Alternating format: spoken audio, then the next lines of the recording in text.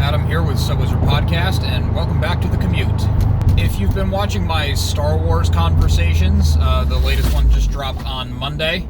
There is a little bit of rehash here, but stick with me because I got some new information from the EU that backs up one of my theories and makes me even more excited about it. I'll keep it concise. Let's get into it. The theory I'm talking about is my thoughts on Rey's lightsaber at the end of Rise of Skywalker.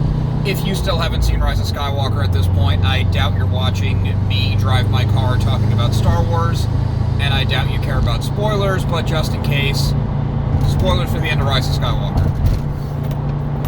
At the end of Rise of Skywalker, Rey has her own lightsaber. She made it out of her staff that she's been carrying around for 3 movies, and the blade is yellow or orange or gold or whatever color you want to call it. I go with yellow. We have seen yellow lightsabers in the canon before. Yellow lightsabers have been part of the Legends canon for a long time as well. And now, for the mainstream movie-only audiences, it's solidified. The theory I came up with that I'm really excited about is what made the lightsaber yellow. Not even so much what does a yellow lightsaber mean, because we could get into that whole thing, canon, Legends, whatever.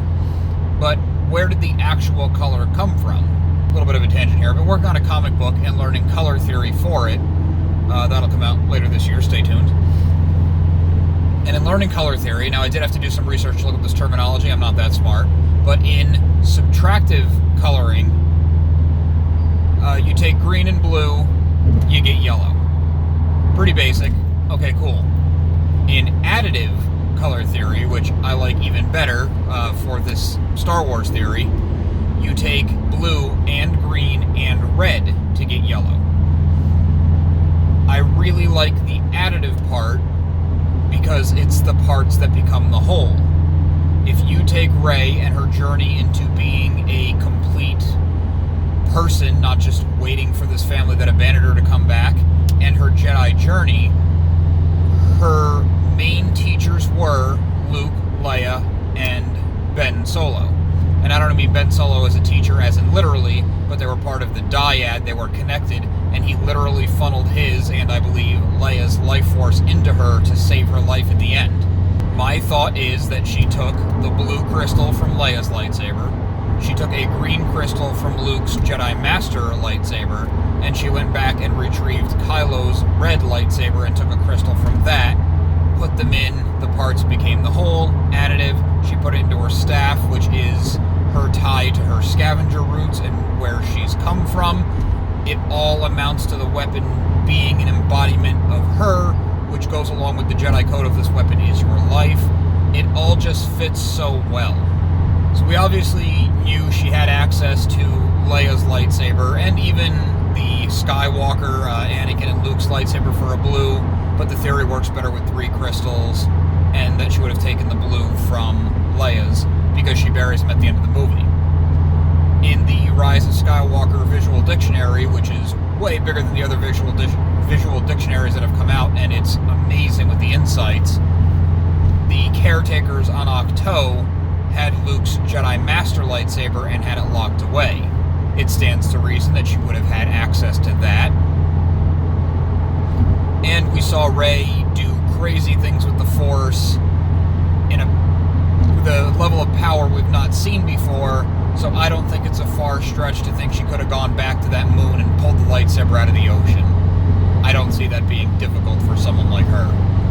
Kylo's, or Ben's lightsaber. The new information that I got this past week, one was that Luke's Jedi Master lightsaber was on Ahch-To, but also, when Luke was constructing his Jedi Master lightsaber, he was doing it in Obi-Wan's hut, or Ben Kenobi's hut at that point, on Tatooine, and he spent a month poring over these Jedi texts, and Rey had the old sacred Jedi texts. Obi-Wan had to have learned it somewhere. So he was following these charts, and the mechanical part of it was no big deal for him, which it also wouldn't be a big deal for Scavenger Rey, who survived based on salvaging parts.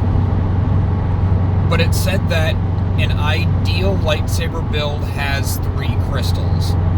That one little bit there make me really excited for my 3 crystal theory, because they add up to yellow. They're her 3 biggest mentors into her Jedi journey, and she had access, or at least there's reasonable thought that she had access to all of the crystals. I'm still having a lot of fun thinking about Rise of Skywalker. Let me know what you think. We like hearing feedback anyway, so drop us a line on social media or leave us a note in the comments. Be sure to subscribe to the channel. It really helps us grow our audience. As you can see, videos have been coming out more and more recently. A lot of Star Wars focus between the Star Wars talks and Vader Immortal. But definitely working on new stuff all the time.